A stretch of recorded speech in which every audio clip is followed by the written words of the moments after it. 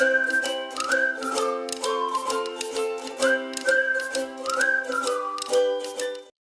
And welcome students. इस video में हम लोग देखेंगे सीजी बोर्ड क्लास 8 साइंस की मॉडल क्वेश्चन पेपर को, जो आपके बोर्ड एग्जाम्स के पर्सपेक्टिव से काफ़ी अच्छा और हेल्पफुल रहने वाला है। ये क्वेश्चंस आपके प्रैक्टिस के लिए हैं, ज़रूरी नहीं है कि क्वेश्चंस रिपीट हो, लेकिन पॉसिबिलिटी है कि रिपीट हो सकता है। मैं आपको टोटल 4 to 5 सेट करा दूंगी साइंस का, और सेम वैसे ही इंग्लिश और एसएसटी का भी। और मैथ्स के लिए तो सर हैं आपके पास, तो वो भी आपको मैथ्स का भी कराएंगे। तो ऐसे करके हम लोग ट्राई करेंगे कि सारे ही सब्जेक्ट्स आपको कवर करा दें। अब यहाँ पे जैसे कि आप देख रहे हो, आपका ये साइंस का हो गया, तो इसमें ही सेम वैसे ही मैं इंग्लिश का भी बनाई हूँ। आई होप आप वो देखे होंगे, नहीं तो मैं आपको प्रोवाइड करा दूँगी। लास्ट ईयर भी ऐसे मॉडल क्वेश्चन पेपर्स हम लोग बनाए थे, तो वो भी अगर आपको देखना हो तो पिछला वाला भी देख सकते हैं। प्रैक्टिस के लिए क्वेश्चंस वो सारे भी हैं, तो वो भी सही रहेगा। पहले मैं आपको क्वेश्चन पेपर का पैटर्न बता दूँ कि कैसे इंस्ट्रक्शन यहाँ पे दिया है। 3 आवर्स का आपको टाइम दिया जाएगा और 80 मार्क्स का आपका ये एग्ज़ाम होगा। इंस्ट्रक्शंस क्या-क्या दिए हैं कि सारे ही क्वेश्चंस कंपल्सरी हैं। जो क्वेश्चन नंबर 1 है, वहाँ पे आपको टोटल 10 एमसीक्यूज़ मिलेंगे और 5 फिल इन द ब्लैंक्स मिलेंगे, और 1-1 मार्क्स का सब होगा, यानी कि टोटल 15 मार्क्स का आपका फर्स्ट क्वेश्चन हो जाता है। 2 से 7 तक के जो क्वेश्चंस हैं वो शॉर्ट आंसर टाइप हैं, जहाँ पे हर क्वेश्चन पे 2 मार्क्स मिलेगा। क्वेश्चन नंबर 8 से 12 तक भी शॉर्ट आंसर है, लेकिन यहाँ पे 3 मार्क्स का क्वेश्चन है। 16 13 से लेके 16 तक 4 मार्क्स वाले क्वेश्चंस, 17 18 5 मार्क्स वाला, 19 20 6 मार्क्स वाला। जो आपका 17 से 20 तक का जो क्वेश्चन है, इन सब में आपको इंटरनल ऑप्शंस दिए जाएंगे, मतलब कि 5 मार्क्स और 6 मार्क्स वाले क्वेश्चंस में आपको ऑप्शंस मिलेंगे। चलिए आगे देखते हैं। अब यहाँ पे ऑब्जेक्टिव टाइप क्वेश्चन से स्टार्ट करते हैं। पहला आपका चूज़ द करेक्ट ऑप्शन है। The planet closest to the sun, sun के सबसे पास वीनस, मर्क्यूरी, जुपिटर या अर्थ। तो सन के सबसे पास होता है मर्क्यूरी, आंसर हो जाएगा option B mercury. Then which gas has highest percentage in air, air में सबसे ज़्यादा ऑक्सीजन होता है, या नाइट्रोजन या हीलियम या कार्बन डाइऑक्साइड। हम लोगों को पता है कि एयर में सबसे ज़्यादा नाइट्रोजन होता है, तो आप यहाँ पे टिक कर दोगे nitrogen, option B. Then this is not a property of metals, metals का प्रॉपर्टी नहीं है। Fragility, conductivity of electricity, high density, malleability and ductility. तो मेटल्स जो हैं वो प्योरली मेलिएबल और डक्टाइल होते हैं, तो ये आपका सही है। डेंसिटी भी उनका हाई होता है, इलेक्ट्रिकल कंडक्टिविटी भी दिखाते हैं, लेकिन फ्रेजिलिटी ये मेटल्स का प्रॉपर्टी नहीं है। तो आप आंसर लिख दोगे ऑप्शन ए फ्रेजाइलिटी। देन आ जाते हैं फोर्थ क्वेश्चन पे। Cell wall of plant cell is made up of, plant cell का जो सेल वॉल होता है वो प्रोटीन, फैट, सेल्यूलोज या फिर प्रोटीन एंड फैट दोनों से मिलकर बना है।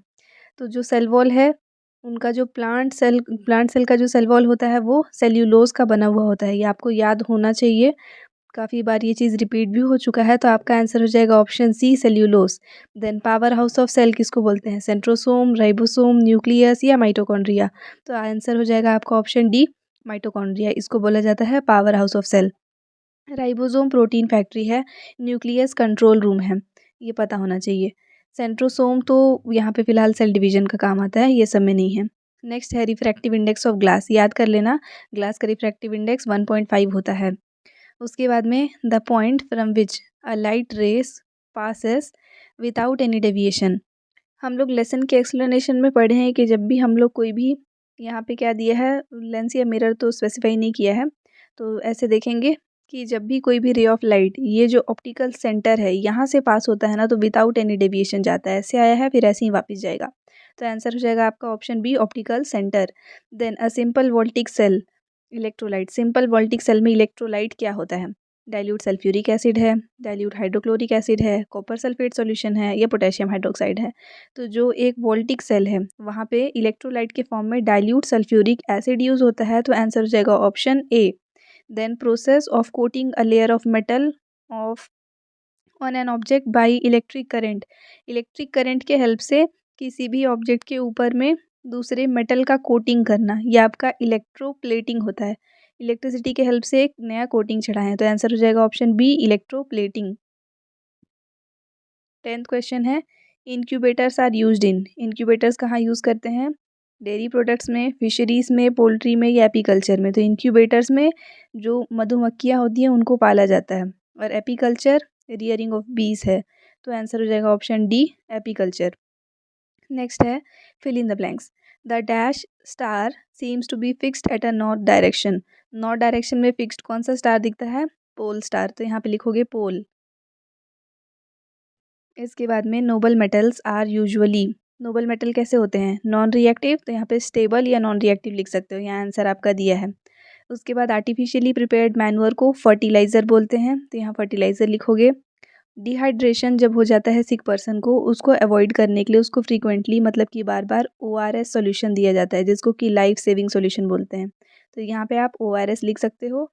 उसके बाद फीमेल एनोफिलिस मॉस्किटो के बाइट से मलेरिया होता है, तो यहाँ पे मलेरिया डिसीज़ लिखेंगे। नेक्स्ट आ जाते हैं आप शॉर्ट आंसर टाइप क्वेश्चंस में। फर्स्ट क्वेश्चन है, why are some fibres known as synthetic fibres? तो कुछ फाइबर्स को सिंथेटिक फाइबर बोला जाता है, ऐसा क्यों? देखो, तो जो फाइबर्स हैं ना, वो दो टाइप के होते हैं, नेचुरल और सिंथेटिक। तो नेचुरल जो नेचुरली बन जा रहा है नेचर में ही, हम लोग को नहीं बनाना पड़ रहा है, लेकिन सिंथेटिक वो सारे फाइबर्स हो जाएंगे जिनको आर्टिफिशियली प्रिपेयर किया जा रहा है। तो यहाँ पे आपसे पूछा है कि why some fibres are called synthetic fibres, तो यहाँ पे आप क्या लिख सकते हो कि some fibres are not found in nature but made by human beings artificially, these fibres are therefore called synthetic fibres. और उसमें एग्जाम्पल में रेयॉन, नाइलॉन, पॉलिएस्टर लिख सकते हैं।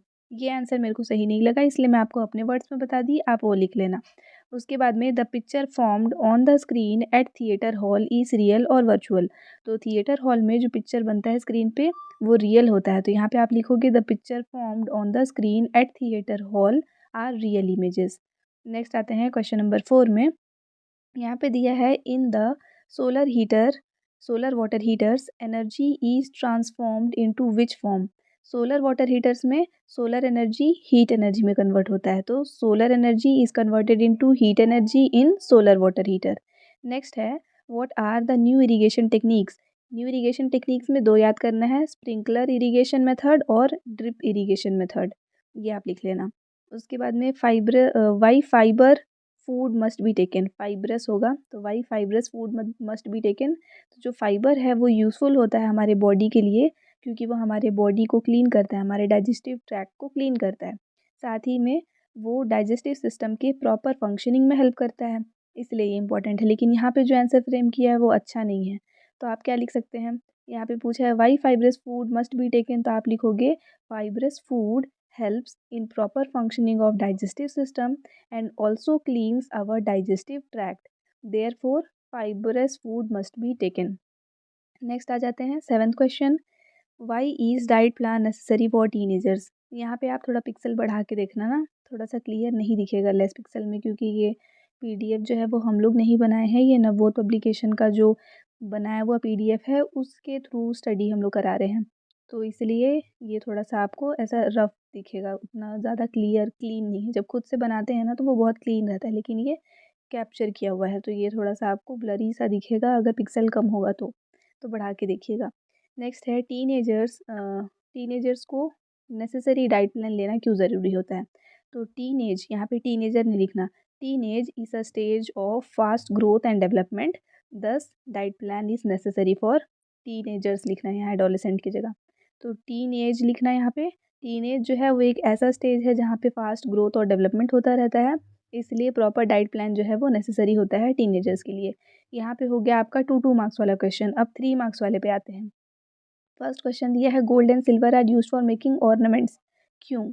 तो रीज़न क्या देंगे? Gold and silver are noble metals, they do not react with air, water, acid और alkaline compounds for a long time, therefore they are used for making ornaments, ऐसा लिखना। यहाँ पे मैं एग्जैक्ट वो चीज़ नहीं रीड की हूँ, जो था मेरे अपने वर्ड्स में है उसको लिखोगे, वो सही रीज़न नहीं दिया है। नेक्स्ट लिखा है 2 यूजेस ऑफ डायमंड देने हैं, तो पहला use diamond is used for making ornaments, दूसरा use it is the hardest substance so it is used in cutting glass, या फिर it is used to cut other materials.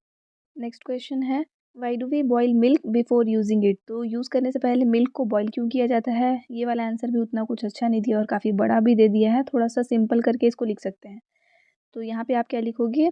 Boiling of milk kills all the microorganisms, these नहीं, all the microorganisms present in them and make it healthy for drinking, therefore we must boil milk before using it, ऐसा करके लिखना, क्योंकि उसके अंदर जो भी harmful chemicals present है, केमिकल्स नहीं माइक्रो ऑर्गेनिजम्स, उन सबको हीट करने की वजह से, बॉईल करने की वजह से उनका डेथ हो जाता है और जो मिल्क है वो आपके लिए, आपके कंजम्पशन के लिए हेल्दी हो जाता है, इसीलिए उसको बॉईल करना चाहिए। तो ये रीज़न हो गया। नेक्स्ट है why do athletes wear spiked shoes, exam explain करना है आपको। ये सही एक्सप्लेनेशन दिया है, इसको एस टू एस लिख सकते हैं। एथलीट्स जो हैं वो स्पाइक्ड शूज़ पहनते हैं, मतलब उनके जो शूज़ होते हैं उसमें कांटे कांटे बने होते हैं नीचे सोल में, नीचे की तरफ, क्योंकि इसकी वजह से फ्रिक्शन जो है वो बढ़ जाता है शूज़ और ग्राउंड के बीच का, जिसकी वजह से उनको भागने में आसानी होता है। नेक्स्ट है व्हाट इज़ मैल न्यूट्रिशन। इसका आंसर भी अच्छा नहीं दिया है, तो ये आपको चेंज कर लेना। व्हाट इज़ मैल न्यूट्रिशन पूछा है, तो यहाँ पे हम लोग क्या लिख सकते हैं, जैसे कुछ कुछ टर्म्स यहाँ से यूज़ कर सकते हो। If a person does not get sufficient food और द फूड विच इज़ या फिर the food in which the main ingredients are not present due to which the body becomes weak, this food और this condition is known as malnutrition. ये condition जो है, food नहीं, this condition is known as malnutrition. और ये commonly children's में देखने के लिए मिलता है। चिल्ड्रन में तो यहाँ पे लिखोगे children suffer from malnutrition. अच्छा, यहाँ से ये चीज़ आया कि चिल्ड्रंस कोई वर्ड नहीं होता है, चिल्ड्रन होता है, वो खुद में ही एक प्लूरल है, लेकिन वो आदत सा है, जैसे चिल्ड्रंस निकल जाता है ज़्यादातर की, लेकिन चिल्ड्रंस जैसा कुछ नहीं होता है। चाइल्ड सिंगुलर फॉर्म और चिल्ड्रन प्लूरल फॉर्म। नेक्स्ट देखते हैं आप शॉर्ट आंसर टाइप क्वेश्चन 2। यहाँ पे जैसे आपको 4 मार्क्स वाले क्वेश्चंस। पहला क्वेश्चन है कि why does pole star appears to be stationary. 4 marks में पूछने जैसा ये क्वेश्चन नहीं है, ये 3 मार्क्स तक आ सकता है। यहाँ डायग्राम के हेल्प से थोड़ा सा उसको और अच्छे से एनहांस कर दिया है, तो ये भी कर सकते हैं। वर्ड टू वर्ड देखा जाए तो ये अच्छा नहीं लिखा है, उसको हम लोग चेंज कर लेंगे स्टेटमेंट को, लेकिन ये डायग्राम यूज़ कर सकते हो, ये अच्छा बनाया है। तो पोल स्टार जो है वो स्टेशनरी क्यों दिखता है? एक्चुअल में जो पोल स्टार है वो अर्थ के एक्सिस के एकदम ऊपर में प्रेजेंट होता है, नॉर्दर्न हेमिस्फीयर में, जिसकी वजह से अर्थ अगर घूम भी रहा है ना, तो ये तो पोल के पास ही है। तो वो पोल के पास की जो चीज़ें हैं वो तो अगर कितना भी रोटेट होगा, लेकिन वो तो स्टेशनरी सा ही दिखेगा, क्योंकि एकदम पोल पे है, उसी पे ही तो अर्थ घूमता है, उसी एक्सिस पे। इसलिए ये आपको स्टेशनरी दिख रहा है और नॉर्थ डायरेक्शन में दिखता है। तो क्या लिखेंगे, pole star is present at the axis of the earth in which the earth rotates and it is present in the northern hemisphere, so due to this reason it appears to be stationary। ऐसा आप लिख सकते हो, और ये diagram तो आप use कर ही लेना, डायग्राम बिल्कुल सही फिट बैठेगा उसमें। नेक्स्ट आते हैं 14th क्वेश्चन में, व्हाट इज प्रेसिपिटेट पूछा है। प्रेसिपिटेट क्या होता है? So the chemical substances, insoluble chemical substances that are left behind in the form of residue in a chemical reaction are called precipitate। या फिर क्या लिख सकते हैं, the insoluble products formed as a result of a chemical reaction are called precipitate। और कोई भी एक रिएक्शन से एक्सप्लेन करना है, तो यहाँ रिएक्शन आपको दिया हुआ है, इसको लिख सकते हैं। BaCl2 और Na2SO4 का रिएक्शन है, मतलब कि बेरियम क्लोराइड और सोडियम सल्फेट का। तो बेरियम सल्फेट हो जाएगा और सोडियम क्लोराइड हो जाएगा, हम लोग को नेगेटिव पार्ट एक्सचेंज कर देना होता है। तो ये BaCl2 का Cl यहाँ ले जाना, तो 2NaCl हो जाएगा, और उसके बाद में ये Ba और SO4 हम लोग कंबाइन कर देंगे तो BaSO4 हो जाएगा। अगर लग रहा होगा कि यहाँ पे 2 क्यों हुआ, तो बैलेंस करने के लिए क्या होता है ना, जैसे ये लिखा है BaCl2, इसको अगर हम लोग ब्रेक करेंगे ना, तो इसका बनेगा Ba2+ आयन और एक बनेगा Cl- आयन। इसको ब्रेक करोगे तो बनेगा आपका Na सिंगल चार्ज होता है, तो Na+ और SO4 2- ये वाला आयन। इसको इसके साथ कंबाइन करना है, तो दोनों का दो दो है ना चार्ज, तो वो कट हो जाएगा और डायरेक्ट हम लोग BaSO4 डायरेक्ट लिख सकते हैं। इसमें Na है और इसमें Cl है, तो यहाँ पे भी चार्ज नहीं है, तो सिर्फ NaCl लिखा है। अब क्योंकि यहाँ पे सिंगल बना और यहाँ पे 2 Na था और 2 Cl था, इसलिए इसके सामने 2 लिख दिए इसको बैलेंस करने के लिए। तो इस टाइप से ये रिएक्शन जो है वो सही है, इसको लिख सकते हो। नेक्स्ट लिखा है what is lens, how many types of lens are there. Lens क्या है और कितने टाइप के होते हैं, इसका डेफिनेशन अच्छा दिया है। वो सारे ऑप्टिकल मीडियम जिसका 2 सरफेस हो, जिसमें से एक सरफेस सर्कुलर या फिर राउंडेड रहे और दूसरा सरफेस राउंड या फिर प्लेन रहे, उसको हम लोग लेंस बोलते हैं। ये 2 टाइप का होता है, एक कॉनकेव और एक कॉन्वेक्स। नेक्स्ट दिया है what is used as electrode and electrolyte in voltaic cell. इसका भी आंसर अच्छा है। वोल्टिक सेल में इलेक्ट्रोड के फॉर्म में, जो आपका नेगेटिव वाला इलेक्ट्रोड है एनोड, उसमें कॉपर प्लेट, जो पॉजिटिव इलेक्ट्रोड है जिसको कि कैथोड बोलते हैं, उसमें जिंक प्लेट यूज़ होता है। तो ये आपका इलेक्ट्रोड हो गया। और इलेक्ट्रोलाइट के फॉर्म में डाइल्यूट सल्फ्यूरिक एसिड, जो हम लोग पहले भी देखे अभी, डाइल्यूट सल्फ्यूरिक एसिड यूज़ होता है। तो ये हो गया इसका आंसर। अब आ जाते हैं लॉन्ग आंसर टाइप क्वेश्चंस में, जो आपका 5 मार्क्स वाला क्वेश्चन है। 17 और 18 इन दोनों में आपको इंटरनल ऑप्शन दिखेगा, तो 17 में है what are chromosomes made up of. ये आपका 5 मार्क्स में नहीं मिल सकता एग्जाम में, यहाँ पे दे दिया है लेकिन 5 मार्क्स जैसा ये क्वेश्चन नहीं है, क्योंकि क्रोमोसोम जो है वो क्रोमैटिन नेटवर्क का बना हुआ होता है। बहुत ज़्यादा बताएंगे तो सेल डिवीजन के टाइम पे ये जो थ्रेड जैसे क्रोमैटिन नेटवर्क होते हैं वो श्रिंक हो जाते हैं, मतलब छोटे छोटे हो जाते हैं और स्मॉल फैट बॉडीज़ बना लेते हैं, और इन्हीं को ही हम लोग क्रोमोसोम बोलते हैं। इतना ही आप ज़्यादा से ज़्यादा इलेबोरेट कर सकते हो, उससे ज़्यादा नहीं, तो 5 मार्क्स के जैसा ये क्वेश्चन नहीं बन सकता। लेकिन ऑप्शन में आपको दिया है कि why the cells are of different shapes and sizes give reason. जो सेल है वो डिफरेंट शेप और साइज़ का क्यों होता है उसका रीज़न देने के लिए। तो जो सेल हैं वो डिफरेंट शेप्स और साइजेस के होते हैं बिकॉज जो शेप या साइज़ है सेल का वो रिलेटेड रहता है उसके स्पेसिफिक फंक्शन से। वो क्या फंक्शन करता है उस पर डिपेंड करता है उसका शेप और साइज़। जैसे कि नर्व सेल्स हैं हमारे बॉडी में, वो लंबे लंबे होते हैं क्योंकि वो बॉडी में हर जगह पे जाने होते हैं डिफरेंट पार्ट्स में, और हर जगह उन लोग को इन्फॉर्मेशन कैरी करना होता है। और वैसे ही जो मसल सेल हैं वो आपके इसके नर्व सेल के कंपैरिजन में ये छोटे छोटे रहते हैं। तो ये अपने फंक्शंस पे डिपेंड करता है कि इनका जो शेप या साइज़ है वो कैसा होगा। दूसरी बात, जो यूनिसेल्युलर ऑर्गेनिजम्स होते हैं ना उनमें सिंगल सेल्स प्रेजेंट होते हैं फंक्शंस परफॉर्म करने के लिए, तो सारा कुछ जो है वो उसी सिंगल सेल के अंदर होता है। तो इसलिए यूनिसेल्युलर ऑर्गेनिजम्स का जो सेल है वो थोड़ा ज़्यादा डेवलप्ड आपको दिखेगा। उसके बाद में मल्टी सेल्युलर ऑर्गेनिजम्स में जो सेल हैं वो डिवाइडेड रहते हैं डिफरेंट ग्रुप्स में, और वो डिफरेंट फंक्शंस परफॉर्म करते हैं, तो यहाँ पे सेल जो है वो कुछ अलग तरह का दिखेगा। इसीलिए आपके जितने भी सेल होते हैं ना वो डिफरेंट डिफरेंट शेप्स और साइजेस के होते हैं, तो ये रीज़न हो गया। नेक्स्ट आ जाते हैं 18th question. How can typhoid spread to others, on which parts of the body does typhoid affect. तो टाइफॉइड कैसे स्प्रेड हो सकता है दूसरों को, और हमारे बॉडी के कौन से पार्ट्स में टाइफॉइड जो है वो अफेक्ट करता है। टाइफॉइड जो है वो स्प्रेड होता है थ्रू फ्लाइज, या फिर ये हमारे फूड या वाटर से हमारे बॉडी में पहुंच सकता है। जो फूड और वाटर कंटेमिनेटेड होंगे टाइफॉइड के टाइफॉइड कॉसिंग माइक्रो ऑर्गेनिज्म से। उसके बाद में ये जो कंटेमिनेटेड फूड या वाटर है इसको जब हम लोग कंज्यूम करेंगे तो उसमें जो बैक्टीरिया है जो टाइफॉइड कॉज करता है, जिसको सैल्मोनेला टाइफी बोलते हैं, वो यहाँ पे आपके हेल्दी पर्सन के बॉडी में पहुँच जाता है उसके इंटेस्टाइन में, और वहाँ से वो इंटेस्टाइन के वॉल्स को डैमेज करना स्टार्ट करता है। अब वो अफेक्ट किसको किसको करते हैं हमारे बॉडी में, तो जो टाइफॉइड है वो हमारे बॉडी के जो इंटेस्टाइन का वॉल्स है उसको डैमेज करते हैं, जिसकी वजह से पेशेंट को फीवर आने लगता है कंटिन्यूसली। और साथ ही में ये हमारे इंटेस्टाइन के को डाइजे इंटेस्टाइन को तो कर ही रहे हैं, जैसे उसके वॉल्स को तो हम पहुंचा ही रहे हैं, साथ ही में ये हमारे पेनक्रियास और गॉल ब्लैडर को भी नुकसान पहुंचाते हैं। नेक्स्ट दिया है name two viral disease and their symptoms. कोई भी दो वायरल डिसीज़ और उसके सिम्टम्स लिखने हैं। तो वायरल डिसीज़ में पोलियो और चिकन पॉक्स का एग्जांपल लिया है। पोलियो जो है उसके सिम्टम्स क्या क्या हैं, कफ और कोल्ड, फीवर और वॉमिटिंग, ये कॉमन है, सब में आ जाता है लगभग। और उसके बाद में जैसे कि चिकन पॉक्स में भी लिख सकते हो फीवर, स्लाइट फीवर यहाँ पे भी रहता है। वॉमिटिंग तो नहीं है लेकिन अनईजीनेस है, बैक में पेन हो रहा है, जॉइंट्स में पेन हो रहा है। अगर आपको चिकन पॉक्स हुआ होगा तो इसके सिम्टम्स आप खुद ही लिख पाओगे बहुत सारे। उसके बाद पोलियो में जो नेक होता है ना, नेक मसल्स, उसमें क्रैम्प्स आते हैं फीवर की वजह से। क्रैम्प्स मतलब कि दर्द होना बहुत ज़्यादा। उसके बाद में जो मसल फाइबर है वो श्रिंक हो जाता है और काम करना बंद कर देता है।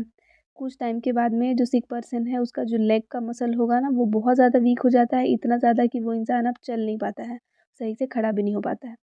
चिकन पॉक्स में वही फीवर लिख लिए, back pain, joint pain, uneasiness लिख लिए। उसके बाद में ये जो है ये ज़्यादातर कि 2 दिन के अंदर अंदर स्प्रेड हो जाता है हमारे पूरे बॉडी में, और 14 डेज़ तक वो रहता ही है, रैशेज़ बनाने लगता है वो बॉडी में। और उसके बाद में नेक्स्ट ये है the potency of this disease is as per the rashes formed in the body. हमारे बॉडी में कितने रैशेज़ बने हैं वो इसका पोटेंसी हो गया, मतलब कितना ज़्यादा। किसी किसी को बहुत ज़्यादा रैशेज़ नहीं बनते हैं, किसी किसी को ज़्यादा बन जाते हैं। तो इन high potency the rashes appears on all over the body. ठीक है, अगर बहुत ज़्यादा आपको स्ट्रॉन्ग ऐसा वाला हो गया है तो पूरे बॉडी में रैशेज़ दिखेंगे, और ये ज़्यादातर क्या आपके नेक रीजन से स्टार्ट होता है, फेस में भी दिखता है, और ये हमारे लोअर पार्ट्स में भी स्प्रेड हो जाता है लेग्स तक पूरा। और 4 to 7 डेज़ में ये जो रैशेज़ है वो स्केल्स बना लेते हैं। तो ये हो गया आपका long answer type first. Long answer type two जो आपका 6 मार्क्स का क्वेश्चन आएगा, अब उस पे आते हैं। तो पहला क्वेश्चन दिया है well label diagram for the preparation of oxygen. ये थोड़ा डिटेल जाएगा क्योंकि 6 मार्क्स का है, तो डायग्राम के हेल्प से पूरा बताना है। तो ऑक्सीजन जो है उसका प्रिपरेशन फॉलोइंग मेथड से होता है। मटेरियल्स क्या क्या चाहिए आपको, तो कोई भी स्टैंड, कोई भी हीटिंग अपैरेटस चाहिए, एक थिक ग्लास का टेस्ट ट्यूब चाहिए, रबर के ट्यूब्स, तब चाहिए होगा 2 टेस्ट ट्यूब्स, कॉर्क, कॉटन और पोटेशियम परमैंगनेट। ये क्रिस्टल्स होते हैं छोटे-छोटे पर्पल कलर के। तो इतनी चीज़ें रिक्वायर्ड है। सबसे पहले आपको क्या करना है, take about 2 to 3 grams of potassium permanganate in a thick glass tube. Test tube तो एक थिक ग्लास का टेस्ट ट्यूब होगा, उसके अंदर आपको 2 से 3 ग्राम पोटेशियम परमैंगनेट ले लेना है, क्रिस्टल होगा। और फिगर का अरेंजमेंट है पीछे दिखा दूंगी मैं, उसके अकॉर्डिंग आपको अरेंज कर लेना है पैरेटस को। और उसके बाद उसको हीट करना है टेस्ट ट्यूब को, और जो भी गैस उसमें बन रहा है उसको कलेक्ट करते जाना है टेस्ट ट्यूब में ही। और ये जो टेस्ट ट्यूब है वो जैसे जैसे फिल होता जाएगा ना, तो आपको क्या करना है, ये जो टेस्ट ट्यूब है उसको फिल कर देना है वाटर से, और इन्वर्ट करके उल्टा करके उसको रख देना है। तो उसके ऊपर वाले पोर्शन में, जैसे हम लोग उल्टा करके रखेंगे टेस्ट ट्यूब के ऊपर वाले पोर्शन में वो गैस कलेक्ट होगा जो बन रहा है। To prepare this, fill the test tube full with water. मतलब ये सेटअप बनाने के लिए आपको टेस्ट ट्यूब को पूरा पानी से पूरा भरना पड़ेगा, और उसके बाद उसके माउथ को क्लोज करके, आपके फिंगर से हेल्प से उसको क्लोज करके, and make it stand inverted in the test tube filled with water. उसके माउथ को जब अपने फिंगर से आप ऐसे क्लोज कर दोगे, उसके बाद उसको जस्ट उल्टा कर देना है। तो इसकी वजह से पानी गिरेगा भी नहीं और वो इन्वर्ट होकर के अच्छे से सेट भी हो जाएगा। See it see to it that water does not spill out when you remove your thumb. तो जब आप अपना फिंगर या थंब उसमें से रिमूव करोगे ना, तो पानी उसमें से बाहर नहीं निकलना चाहिए, इसका ध्यान रखना है। Now when the test tube is filled with gas, let the gas escape.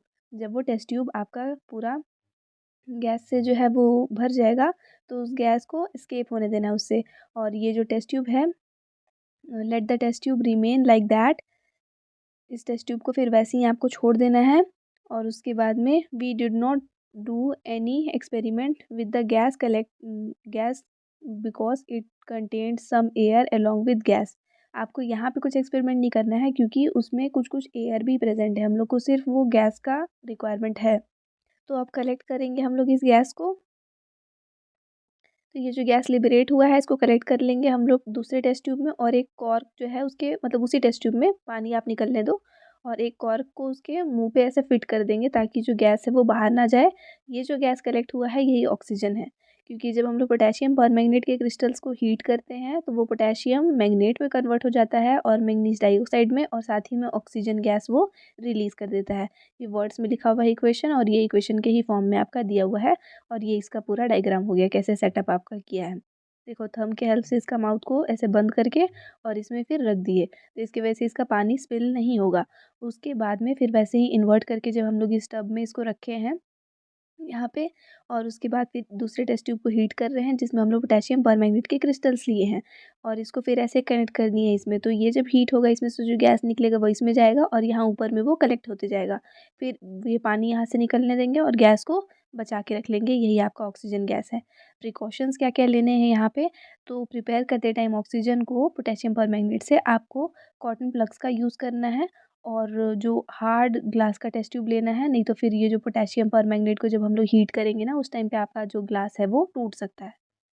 Next ले लेते हैं अब, मतलब नेक्स्ट क्वेश्चन है आपका और वाला जो क्वेश्चन है कि नाइट्रोजन गैस के मेन यूजेस क्या क्या हैं। पहला यूज़, ये प्लांट्स के ग्रोथ के लिए नेसेसरी होता है और एनिमल्स के लिए भी।